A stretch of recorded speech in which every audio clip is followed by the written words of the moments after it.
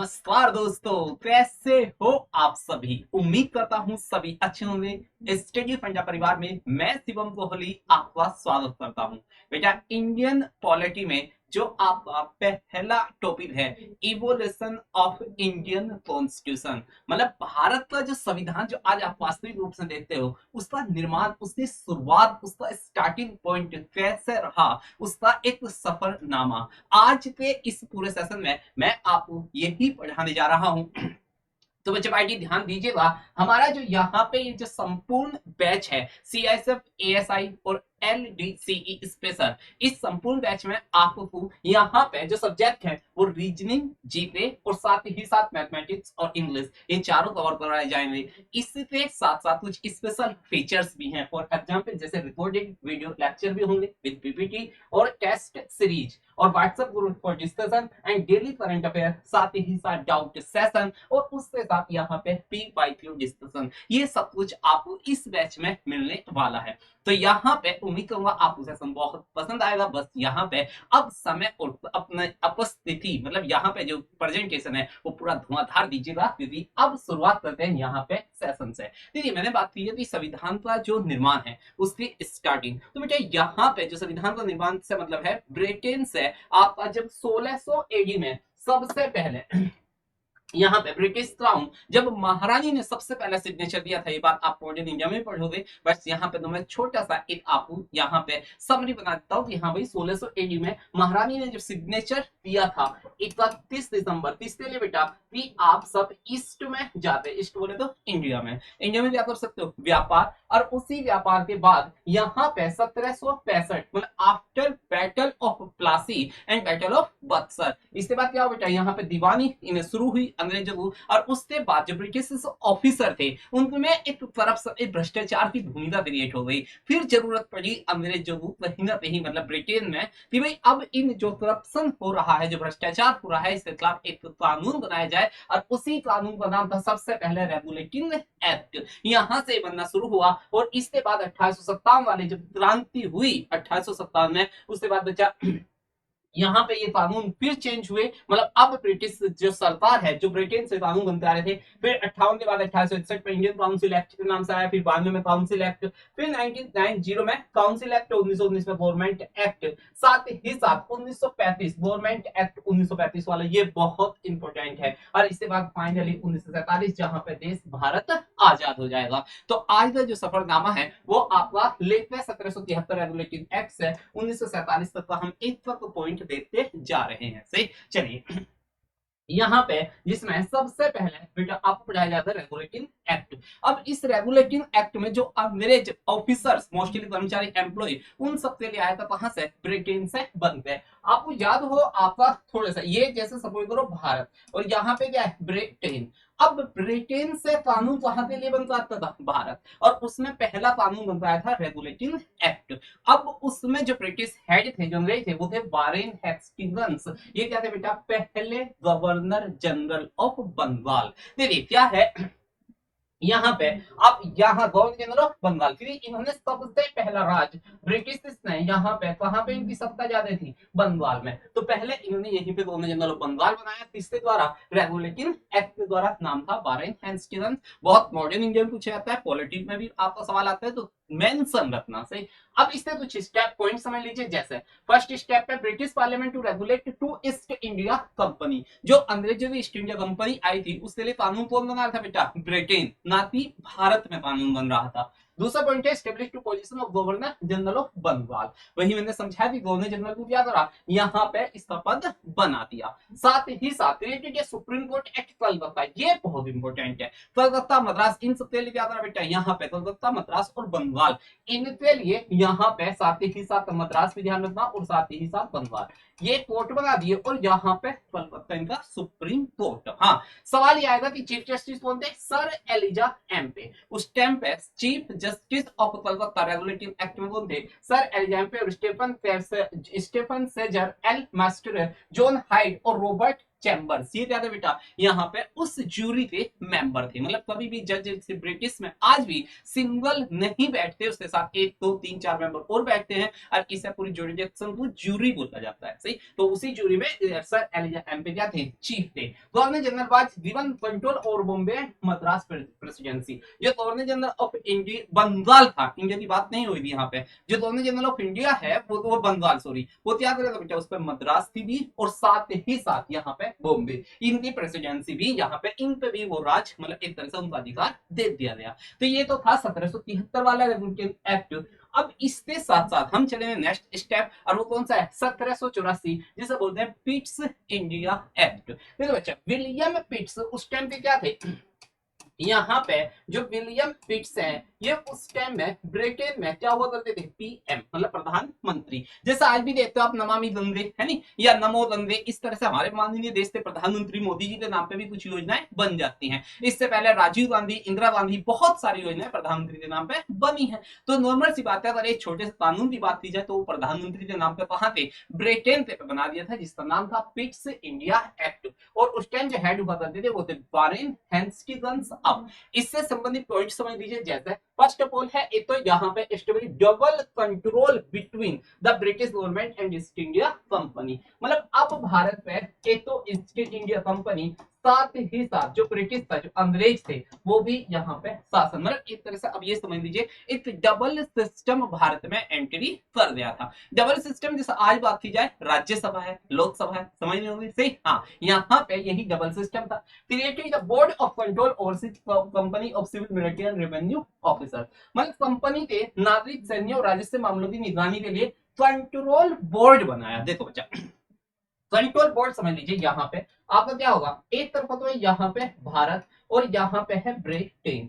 तो अब ब्रिटेन से निगरानी तो करी नहीं जा सकती भारत पे, तो यहाँ क्या करा, एक कंट्रोल बोर्ड बना दिया। सही, यहाँ पे क्या करा, भारत में एक कंट्रोल बोर्ड बना दिया कि भाई आप इन पे नजर रखना, कोई सा ऑफिसर भ्रष्टाचार न कर जाए। बात क्लियर हो गई है। देन इसके बाद यहाँ पे गवर्नर जनरल को मजबूत किया गया, साथ ही साथ गवर्नर जनरल को ब्रिटिश संसद के प्रति जवाबदेही बनाया गया कि गवर्नर जनरल ऑफ बंगाल जो होगा वो क्या देगा, वो ब्रिटेन में आपका जवाब देगा अगर कुछ भी इंडिया में घटित होता है।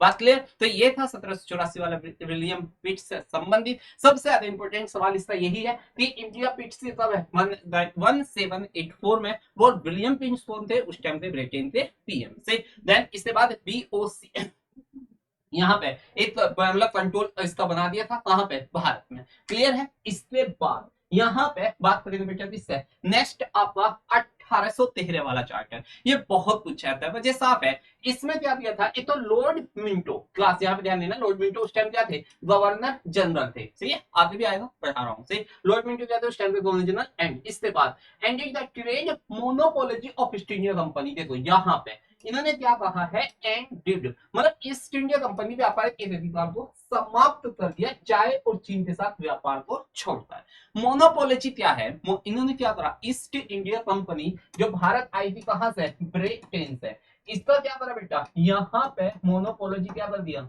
दी एंड। मोनोपोलिटी से मतलब अगर आप ऐसे नहीं समझ रहे तो ऐसे समझ लीजिए, अगर खुदा न खास्ते आपके घर पे आपके रिश्ते वाले आ जाए, है नहीं, मतलब रिश्ते वाले तो समझ रहे हो ना मैं, हाँ, जैसे आपकी सगाई की शादी की बात होगी, तो इसी बीच में आप मोहल्ले पे दयाराम जो समोसे वाला था उसके पास गए। अब दयाराम समोसे वाले ने देखा अब ये भी मेहमान गए हैं, तो अब दयाराम समोसे वाला जो अब तक 10 रुपए का समोसा बेच रहा था, इतनी दुकान है, पता है घर मेहमान बैठे हैं, समोसे का रेट बता दिया 15 रुपए। तो बेटा आपकी मजबूरी है, क्योंकि इधर रिश्ते वाले चले जाएंगे और नहीं तो समोसा दूर से लाना पड़ेगा, टाइम लग जाएगा। तो दयाराम समोसे वाले भी यहाँ पे मोनोपोलिटी है, और वो समोसा कितने में देगा, 10 में 15 में देगा, और आप लोगे। सही, तो ऐसी मोनोपोलिटी अभी जियो में हुआ तो था, जियो ने देखो वैसे आप नेट पे और फोन पे रिचार्ज बढ़ा है, ये मोनोपोलिटी तो है। अगर यहीं पे कंपटीशन थोड़ा हैवी होता, 10-12 कंपनी होती, तो नो डाउट आपके तो रेट ऐसे नहीं बढ़ते। तो यही होता है मोनोपोलिटी। ऐसे ही ईस्ट इंडिया कंपनी को यहाँ पे क्या करा, इसकी मोनोपोलिटी ब्रिटेन के राजा ने या कह लीजिए महारानी क्या करी, खत्म कर दी, भाई इतना राज मत कर, है नहीं। यहाँ पे हाँ, चाय और चीन ये आपका बाद में छोड़ दिए, चीन के साथ व्यापार और साथ ही साथ चाय। सही। चीन यहाँ पे मतलब आप छोटी नाप वाले आप समझ रहे होंगे सही। इसके बाद है यहाँ पे ईसाई मिशनरी को भारत में धर्म प्रचार की अनुमति दी। मतलब यहीं से क्रिश्चियन जो मिशनरी जो है यहाँ पे जो आपको कह सकते हैं ईसाई धर्म की जो शुरुआत थी एजुकेशन के सेक्टर में वो पहली बार यहीं से शुरू हुई थी सही। 1 लाख रुपए के फंड के साथ। First step towards to introduce the western education in India. समझ लीजिए बेटा, भारत में इंग्लिश जो आपका एजुकेशन है उसका मैग्ना कार्टा कहा जाता है, क्योंकि जैसे ही सारी मिशनरी आए वहां पे अब एजुकेशन आ रही कहां से, ब्रिटेन से। कहां के लिए, भारत से। मतलब जहां मेरे भारत में अब तक गुरुकुल सिस्टम था वहां पे अंग्रेज क्या ला रहे थे, क्रिश्चियन मिशनरी है यहाँ पे। तो मिशनरी जो आई थी मतलब एक तरह से जो हमारा गुरुकुल सिस्टम था उससे अगेंस्ट उसके खिलाफ है एक तरह से, ये समझ लीजिए यहाँ पे अंग्रेजों ने अपनी अंग्रेजी शिक्षा को, जिसे आज के टाइम में हम सीबीएसई भी बोलते हैं नहीं, हाँ वही सीबीएसई आपके सामने इंट्रोड्यूस हुई थी तब उन 1813 वाले एक्ट में। इसके बाद यहाँ पे strength of legislative control of the governor general, मतलब गवर्नर जनरल को विधायी शक्तियों को मजबूत किया गया। गवर्नर जनरल जो आपका यहाँ पे 1813 में जो भी बंगाल होगा वो क्या करेगा, गवर्नर जनरल ऑफ बंगाल की ही बात चल रही है अभी यहाँ पे। वो क्या करेगा बेटा, यहाँ पे कानून बना सकता है, उसको और पावर दी थी सही। साथ ही साथ अब यहाँ पे आप देख लो, यहाँ पे द चार्टर एक्ट 1813, यहाँ पे warrant Hastings and Minto past, ये सब आपका इससे इंट्रोड्यूस है सही। अब यहाँ पे नेक्स्ट एक्ट में बात करता हूँ 1833 वाला चार्टर एक्ट।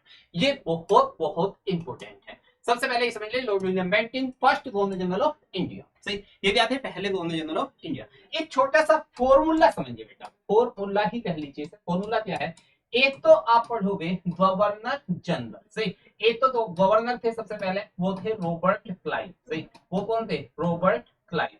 फिर आप पढ़ोगे गवर्नर जनरल ऑफ बंगाल और साथ ही साथ गवर्नर जनरल ऑफ इंडिया।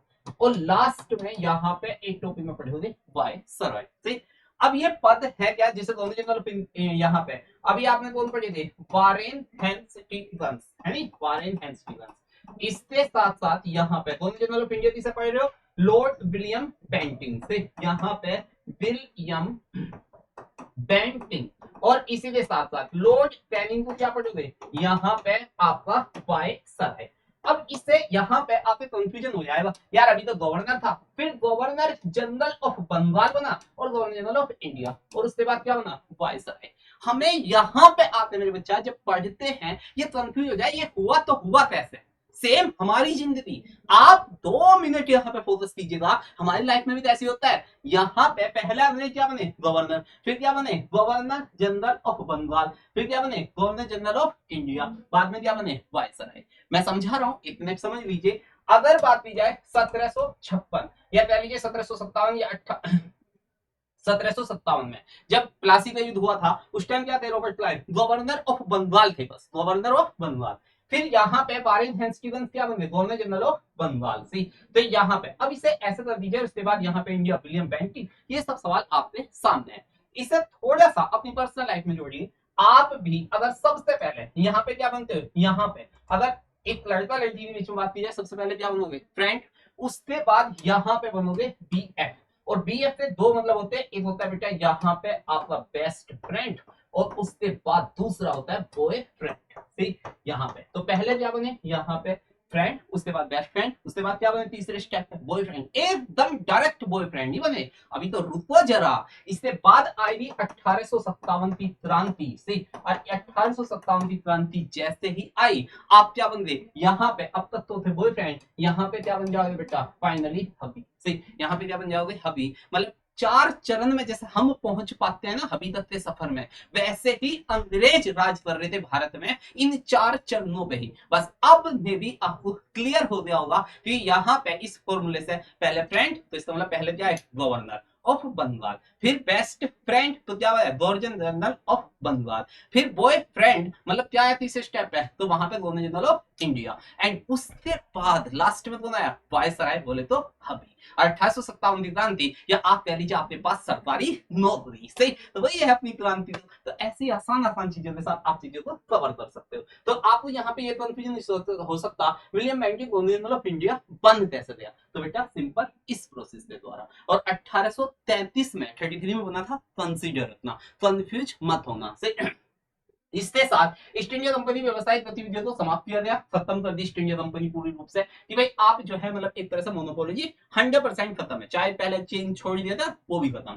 साथ ही साथ allowed to inclusion of Indian governor but did not implement, मतलब भारतीयों को शासन में शामिल करने की अनुमति दे दी लेकिन अभी से लागू नहीं किया गया था। सही, चलिए नेक्स्ट है यहाँ पे अभी तक यहाँ इसमें आएगा आपको और भी यहाँ पे 1853 वाला चार्ट है, इसमें Lord Dalhousie governor general of क्या था बेटा, यहाँ पे अब बात हो रही है इंडिया से गवर्नर जनरल ऑफ इंडिया। ये क्या था, इसके टाइम में introduce competitive exam for civil services से, और इसमें पहला क्लियर करने वाले बंदा था सत्येंद्र नाथ टैगोर से। मतलब इसमें जो आज के टाइम में यूपीएससी देते हो उस टाइम का सिविल सर्विसेज एग्जाम ये इसी एक्ट 1853 वाले एक्ट में ही इंट्रोड्यूस हुआ था, और सत्येंद्र नाथ टैगोर ने 1863 में क्या करता बेटा, पहली बार ये एग्जाम क्लियर किया था एज ए इंडियन से। इसके बाद है separated to legislative and executive function of the governor general of council, मतलब यहाँ पे जो आपका गवर्नर जनरल की परिषद थी विधायी और कार्यकारी, मतलब एग्जीक्यूटिव लेजिस्लेटिव को क्या कर दिया, अलग कर दिया। साथ ही साथ रेलवे और टेलीग्राफ नेटवर्क की न्यूरत थी। यहाँ पे 16 अप्रैल 1853 एडी में रेलवे पहली बार चला था, वही आपका रेलवे की शुरुआत यहीं से हुई थी। टेलीग्राम नहीं टेलीग्राफ उसकी स्टार्टिंग यहीं से है। साथ ही साथ यहाँ पे स्टेब्लिश मोर सेंट्रलाइज एडमिनिस्ट्रेशन सिस्टम, ये सब 1853 में चार्टर एक्ट में ही हुआ था। अब नेक्स्ट है यहाँ पे बच्चा बहुत प्यार से समझिए, अब आएगा 1858 वाला एक्ट। वजह साफ है क्योंकि 1857 में क्या हो गया था, भारत में रिवॉल्यूशन आ गई थी जो कि मेरठ से 10 मई 1857 को उठी थी। तो इसमें होता क्या है, महारानी को ऐसा लगता है कि आज तो मेरठ वालों ने मतलब दिल्ली में आते हमारे एक चांटा मारा, अगर कल को पूरे भारत में आते हमारा गला ही दबा दिया तो हमारा क्या होगा। तो ऐसे ही घटनाओं से बचने के लिए यहाँ पे एक नया कानून आया, उसका प्रारूप बदला गया, उसमें स्ट्रक्चर पूरी ही चेंज कर दी। सबसे पहले जो यहाँ पे लॉर्ड कैनिंग जो कि लास्ट गवर्नर जनरल थे, उन्हें क्या बना दिया, पहला वायसराय। मैंने कहा था ना बेस्ट फ्रेंड से क्या बनोगे, हबी, वही सेम यहाँ पे हुआ। कंक्लूजन क्लियर, एंड यहाँ पे इन्होंने transfer control from East India Company to British crown, मतलब जो अब तक पावर ईस्ट इंडिया कंपनी के पास थी ना, अब वो इसके पास चली गई बेटा महारानी के। साथ ही साथ governor general of India become the viceroy, अब गवर्नर जनरल ऑफ इंडिया क्या होगा, वायसराय, मतलब लॉर्ड कैनिंग ही महारानी का प्रतिनिधि करता आएगा। प्रतिनिधि से मतलब है वो अब तक तो यहाँ पे लास्ट गवर्नर जनरल था, लेकिन अब क्या बन गया, वायसराय। मैंने क्या कहा था पहले, कुछ दिन पहले वो बॉयफ्रेंड था, अब बाद में क्या बन जाएगा, जैसे सरकारी जॉब आएगी हबी, तो वैसे ही यहाँ पे governor general of India change होकर क्या में बदल गया, वायसराय में। गलती नहीं होनी चाहिए, सही। नेक्स्ट आइएगा, इसके बाद यहाँ पे भारतीय और ब्रिटिश कानून के तहत समान व्यवहार का वादा किया जाए, प्रॉमिस किया जाए। भाई साहब शादी के बाद तो पता नहीं कितने प्रॉमिस हुए, तो यहाँ पे एक दो प्रॉमिस अंग्रेज नहीं कर सकते थे हमसे, भारतीयों से मीठे मीठे बहुत सारे प्रॉमिस कर डाले, सही। इसके बाद यहाँ पे अच्छा ये बात बहुत प्यार से समझ, created of the office of secretary of state of for India, मतलब भारत के लिए एक चीज का पद बनाया गया। ब्रिटेन से अभी एक सचिव भी आएगा। चलो मैं मेरे पास हूँ, नेक्स्ट है जैसे यहाँ पे आपका इंडियन काउंसिल एक्ट, इसमें लॉर्ड कैनिंग थे बेटा 1861 वाले पे भी, क्योंकि 1858 वाले जल्दी में आया था, फिर इन्होंने एक सुधार दिया 1861 में दोबारा लाए, और उसमें क्या किया था, यहाँ पे introduce Indian representative in legislative council, मतलब भारतीयों की विधायी परिषद में क्या होने लगी, अब उनकी मतलब एक तरह से संख्या बढ़ाई गई। साथ ही साथ गवर्नर जनरल परिषद की भूमिका का विस्तार किया गया, और प्रांतों में विधायी परिषद की स्थापना की अनुमति दी, प्रतिनिधि शासन की निवृत्ति, सही। तो इसमें मोस्टली अब भारतीय को रिप्रेजेंटेटिव होने के चांस मिलने लगे थे, सही है। देन अच्छा यहाँ पे विद पोर्टफोलियो सिस्टम, हाँ इसमें अब यहाँ पे विभाग भी बनने लगे थे। फॉर एग्जाम्पल जैसे रक्षा विभाग, वित्त विभाग, एजुकेशन विभाग, ये सब डिपार्टमेंट आपने जैसे आज के टाइम में नहीं, गृह मंत्रालय, वित्त मंत्रालय, ऐसे यहाँ पे बेटा इस टाइम में भी फाइनेंस बजट इस टाइप से बनना शुरू हो गया था, सही। इसके बाद यहाँ पे आप आओगे इसमें 1892 में 92 इंडियन काउंसिल एक्ट, और इसमें लॉर्ड लैंसडाउन वायसराय थे भारत के, और इन्होंने क्या किया, विधायी परिषद के सदस्य की संख्या बढ़ा दी गई, मतलब लेजिस्लेटिव मेंबर की काउंसिल भी मेंबर की संख्या और बढ़ा दी। Allowed for discussion on budget related issue, ये बहुत पूछा जाता है कि बजट से संबंधित हमें किस एक्ट में यहाँ पे परमिशन दी गई थी चर्चा में भाग लेने की, तो बेटा वो था 1892। विधायी परिषद में अप्रत्यक्ष चुनाव की शुरुआत की, साथ ही साथ शासन में भारतीय की भागीदारी बढ़ाई गई। अब यहाँ पे धीरे धीरे इंडियन ने एंट्री लेना शुरू किया। इसके बाद होगा क्या बेटा, बहुत important 1909 Morley Minto reform Indian council act, यहाँ पे होगा क्या, ब्रिटिश हेड कौन है, Lord Minto viceroy in father of communal electoral in India भी कहा जाता है, मतलब सांप्रदायिकता का जनक, इसे क्या कहा जाएगा, सांप्रदायिकता का, यहाँ पे सांप्रदायिकता का जनक कहा जाता है किसे, लॉर्ड मिंटो को। सही, इन्होंने क्या किया, मुसलमानों के लिए 1909 में अलग से सीट बनवा दी थी, भैया ऐसा है अब तुम ही यहाँ पे लीडर होंगे और तुम ही यहाँ पे वोटर होंगे, मतलब एक टाइप से जैसा आज के टाइम में आरक्षण है ना, वैसे ही इस टाइम में मुसलमानों के लिए यहाँ पे अलग पृथक निर्वाचन मंडल, introduce separate electorate for Muslims, 1909 वाले एक्ट में सबसे ज्यादा पूछा जाता है, और उसे करवाने वाले कौन थे, लॉर्ड मिंटो से। एंड यहाँ पे अच्छा ये जो नाम देख रहे हो ना, मोर्ले मिंटो रिफॉर्म, यहाँ पे जो मोर्ले मिंटो रिफॉर्म है, मोर्ले क्या हुआ करते थे उस टाइम पे, वायसराय और सॉरी यहाँ पे सचिव सेक्रेटरी, और यहाँ पे ये क्या हुआ करते थे बेटा उस टाइम पे, वायसराय। तो मैंने कहा था ना, ब्रिटेन से सचिव बन जाता था वो थे ये, और जो भारत में राज कर रहा था वो था ये वायसराय। तो दोनों पे नाम पे यहाँ पे नाम रख दिया था मॉर्ले मिंटो रिफॉर्म एक्ट से।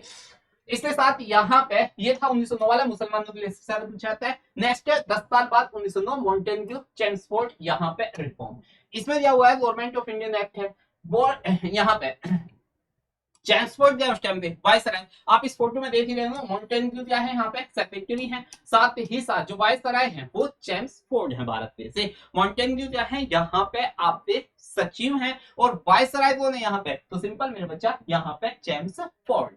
यहाँ पे 1920 आपको याद हो भारत असहयोग आंदोलन, उसमें भी वायसराय यही थे। इसके बाद अब थोड़ा सा आगे चलिए पॉइंटों से, जैसे प्रांतों में द्वैत शासन की प्रणाली की शुरुआत की, introduce the system of dyarchy in the provision, मतलब जो राज्य थे ना उसमें डायरेक्ची सिस्टम साझा कर दिया, ट्रांसफरेबल एंड जो रीजन यहाँ पे मतलब एक तरह से यहाँ पे अब जो सब्जेक्ट थे, जो टॉपिक थे, उन्हें राज्यों में बांटना शुरू कर दिया। सही, साथ ही साथ expanded the power of provincial legislative council, मतलब जो विधायी परिषद उनकी शक्तियां बढ़ा दी, शासन में अधिक allow to more Indian Christian चाहे Anglo Indian party in governor, मतलब अब तक तो हिंदू मुस्लिम में बंटवारा था, अब इन्होंने थोड़ा सा और आते चले और यहाँ पे क्रिश्चियनों को, सिखों को, एंग्लो इंडियन को, सबको यहाँ पे एक तरह से आरक्षण देना शुरू कर दिया था। And establish by at the central level, मतलब केंद्रीय स्तर पर द्विसदनीय प्रणाली की स्थापना की थी। मतलब एक तरह से जैसे बेटा आज के टाइम में लोकसभा और राज्यसभा ना, वैसे ही उस टाइम में एक तो केंद्रीय विधान परिषद से, मतलब यहाँ पे परिषद सेंट्रल लेजिस्लेटिव काउंसिल से, और साथ ही साथ यहाँ पे विधान सभा कौन सी, केंद्रीय, इनका यहाँ पे गठन कर दिया। ये वही केंद्रीय विधानसभा है जिसमें भगत सिंह ने ब्रिटिश दत्त के साथ बम गिराया था, ये डबल सिस्टम था, तभी तो यहाँ पे इसे डायरेक्टली जो आपका द्विसदनीय प्रणाली की स्थापना हो गई किसमें, 1919 वाले एक्ट में। इसके बाद आ जाए हम 1935 वाला गवर्नमेंट ऑफ इंडिया एक्ट, जो आज आप देखते हो ना constitution of India, original constitution of India बताया जाता है बेटा, यहाँ पे आपका कॉन्स्टिट्यूशन ऑफ इंडिया जो ओरिजिनल है उसमें लगभग 250 आर्टिकल आज भी यहीं से कॉपी है, सही, यहीं से कॉपी है। अब क्या था, पहली बात तो इसमें समझ लीजिए, लॉर्ड लिंथो यहाँ पे क्या थे, वायसराय थे 1935 में, इन्होंने प्रोविंशियल ऑटोनॉमी मतलब जो प्रांतीय स्वायत्तता को शुरुआत की थी, मतलब यहाँ पे अब तो जो देखते हैं जो प्रांतों में आपका जो डायरेक्टरी सिस्टम था उसे सेंटर में ले गए थे, सही, भारत में एक संघीय न्यायालय की स्थापना की थी, मतलब अब एक फेडरल कोर्ट बना दिया, साथ ही साथ यहाँ पे provided federation of Indian state हो गया, and expanded separate electorates and common representative, मतलब अलग अलग निर्वाचन प्रणाली और सांप्रदायिक प्रतिनिधित्व और विस्तार दिया गया, मतलब भारत में कमी ना रह जाए, सिखों को भी बांटना और भी धीरे धीरे बांटना शुरू कर दिया था, सही। और साथ ही साथ बस ये दो बातें और ध्यान रखना 1935 में कि इसमें चार्टर ऑफ स्लेवरी बोला था, मतलब इसमें दास सिस्टम को क्या किया, दास था खत्म किया गया था, और इसे इंस्ट्रूमेंटेशन ऑफ इंस्ट्रक्शन भी कहा जाता है 1935 वाले गवर्नमेंट ऑफ इंडियन एक्ट को। अच्छा, इसमें सबसे इंपॉर्टेंट बात ये देख लीजिए, जैसे सेंटर लेजिस्लेटिव बना दिया और प्रोविंशियल लेजिस्लेटिव, इन दोनों क्या कर दिया बेटा, यहाँ पे शुरुआत मतलब एक तरह से आगाज हो चुका था, अब कहीं ना कहीं देश सेंटर की ओर चल रहा था। अब इसमें कुछ चीजें और समझ लीजिए, जैसे बहुत एग्जाम इंपॉर्टेंट है कि 1935 एक्ट में डायरेक्टरी सिस्टम, ये आपका डबल सिस्टम है नहीं, ये क्या होता है, यूनियन लेवल पे फर्स्ट टाइम आया था, आरबीआई का गठन 1 अप्रैल 1935 वाले एक्ट को डॉक्टर पी आर अंबेडकर की अगुवाई में से, तो यहाँ पे ये समझ लीजिए आपका जो आरबीआई का दिवस बनाया था आरबीआई, वो आपका यहीं से इसी दिन शुरू हुआ था, इसी एक्ट के माध्यम से। साथ ही साथ 1935 वाले एक्ट में separation of Burma, Myanmar, Sindh, Orissa, मतलब ये देख लीजिए इसी दिन भारत से ये जो म्यांमार है ना, म्यांमार जिसे आज के टाइम में हम यहाँ पे पहले बर्मा बोलते थे, उससे पहले रंगून बोलते थे, ये तीनों नाम इसी थे। ये भारत से अलग 1937 में हुआ बेटा, मतलब 1935 वाले एक्ट से। इधर बिहार बंगाल से अलग हुआ था उड़ीसा, तो राइट। और यहाँ पे जो सिंध प्रांत है, ये हाल फिलहाल अभी एक एग्जाम में पूछा भी गया है, ये किससे अलग हुआ था? गुजरात से। तो सिंध प्रांत, उड़ीसा और म्यांमार किससे अलग किया गया? 1935 वाले एक्ट से। सवाल यहीं से बनते हैं, इसलिए मैंने खूबसूरती के साथ बता दिया। इसके बाद है यहाँ पे 1937 वाला इंडियन इंडिपेंडेंस एक्ट, और इसमें मतलब देश को आजादी। और finally Bharat India into two independent dominate India and Pakistan. Bharat दो राज्यों में डिवाइड हो गया था, एक तो इंडिया, दूसरा पाकिस्तान। साथ ही साथ इसका जो 15 अगस्त को आजादी बनाई जाती है, और इसकी 14 अगस्त को। Then ended British rule in India, Bharat में अंग्रेजों का राज खत्म हुआ इसी एक्ट के द्वारा। Provided for transfer of the power for Indian hands, भारतीयों के हाथ में ताकत तो आ गई थी किसकी? स्वराज संभालने की। और देव constitution assembly for responsibility for frame the constitution of India, मतलब भारत में जो संविधान सभा है उसे जिम्मेदारी दी थी कि आने वाले टाइम में आप अपने देश के संविधान का निर्माण जैसे 1946 से करो, आपने भी ऐसे ही करके अपने संविधान को तैयार करो, राइट। इसमें बच्चे पार्टी कुछ सवाल हैं जो बहुत पूछे जाते हैं। फॉर एग्जाम्पल जैसे यहाँ पे जो पहली बार ब्रिटेन की संसद में बिल पास हुआ था, डेट कौन सी थी? 4 जुलाई 1947, पेश किया गया, ओनली रिप्रेजेंटेटिव है नहीं। उसके बाद यहाँ पे इंट्रोड्यूस हुआ, पास कब हुआ? 18 जुलाई 1947। और फाइनली यहाँ पे उस टाइम पे जो प्रधानमंत्री थे ब्रिटेन थे वो थे क्लेमेंट एटली, और यहाँ पे किंग जॉन 6 रानी एलिजाबेथ द्वितीय के पिता वो क्या थे उस टाइम पे वहां पे राजा थे। तो ये सब बातें, ये वो न्यूज की कटिंग है हिंदुस्तान टाइम्स थी जिसमें भारत को इंडिपेंडेंस दिखाई दिया था, कॉमन पास इंडिपेंडेंट बिल। और ये थे पंडित जवाहरलाल नेहरू जी ने उस टाइम के गवर्नर जो वायसराय थे यहाँ पे लॉर्ड माउंटबेटन, वो क्या करवा रहे? शपथ। तो ये सारा स्ट्रक्चर था उस टाइम का। अगर आपको थोड़े से भी डायग्राम से चीजें याद आती हो तो यहाँ पे आपको बेटा इस सेशन में, हाँ जी, ये सब आपको समझ में आ गया होगा से। तो उम्मीद करूंगा सेशन पसंद आया होगा। हाँ जी, तो बेटा ऐसे ही कंटेंट के साथ यहाँ पे जुड़ते रहिएगा। मिलते हैं अपने नेक्स्ट क्लास में, आज के लिए इतना ही। हाँ, कमेंट बॉक्स में ये बताएं क्लास कैसी लगी। Thank you all of you. जय हिंद, जय भारत।